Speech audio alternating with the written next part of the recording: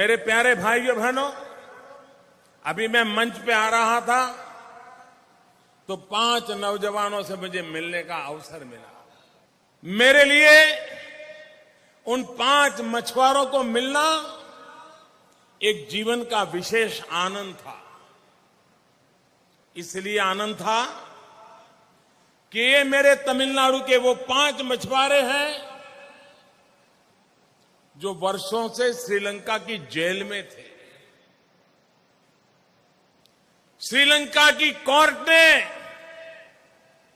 उनको फांसी की सजा सुना दी थी। इन 5 नौजवानों का फांसी पर लटक के मरना तय हो चुका था। मैंने कहा,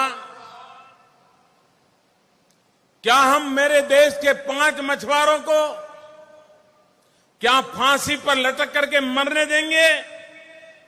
मेरे प्यारे भाइयों बहनों, मैंने सरकार बनाने के बाद श्रीलंका सरकार से बातचीत की, उनको समझाया, इनके परिवार की स्थिति समझाई और मैंने उनको दया की अर्जी की कि इन 5 नौजवानों को आप फांसी पे मत लटकाइए।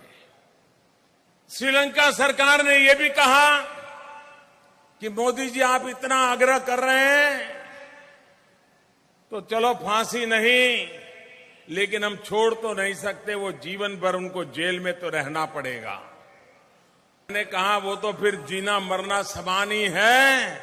मैं तो चाहूंगा कि इन बच्चों को वापस दो, उनके मां बाप, उनके परिवार के पास मैं पहुंचाना चाहता हूं। मैंने श्रीलंकन सरकार को समझाया, मैंने कहा इन बच्चों का बाप भी मैं हूं, मां भी मैं हूं और मैं आपसे दया की भीख मांगता हूं कि मेरे इन 5 मछुआरा बच्चों को वापस करो, उनको फांसी से मुक्त कर दो।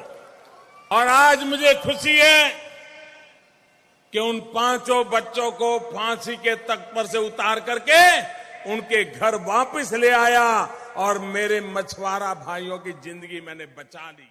वो तालियां बजाते रहे, हम देखते रहे। नहीं, ऐसा कुछ नहीं, सबके लिए है। तालियां बजाना आपके लिए भी है। 50 साल से यही होते रहा। 50 साल से यही होते रहा। अरे तुम तो बोलने वाले 15 साल भी वही बोलते रहो, 100 साल तक तुम बोलते रहो वही।